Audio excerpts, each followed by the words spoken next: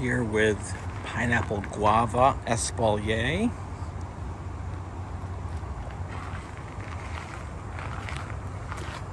And I don't believe they've been trained since they were installed several years ago, approximately. So they become bush-like.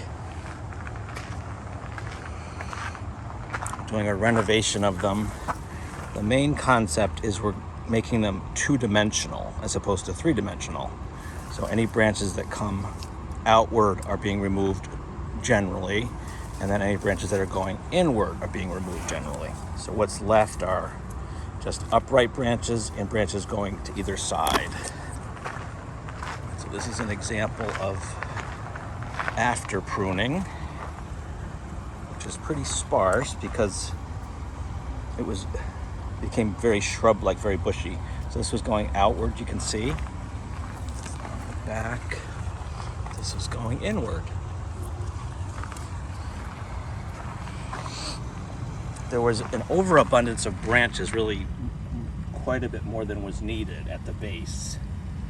So this first one is plenty, and the ones that were removed were really almost horizontal to the ground.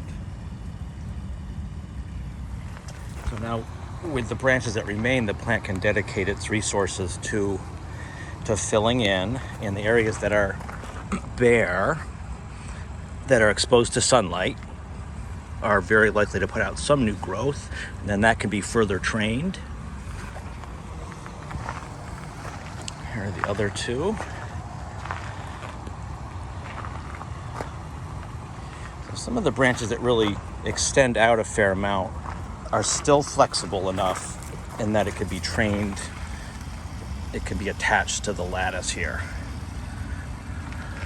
That's really the consideration. If the branches are not flexible enough to be pulled back, then they're removed. This is an informal espalier style, where it's a fan shape emanating from the base. And the informal is well suited to this pineapple guava, since it doesn't grow in a particularly regular manner. Like an apple or a pear is a little more regimented intervals. This is a little less so.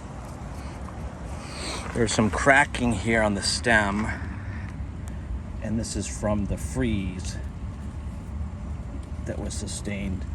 But the plant appears to be perfectly vigorous, and so I expect that will recover just fine.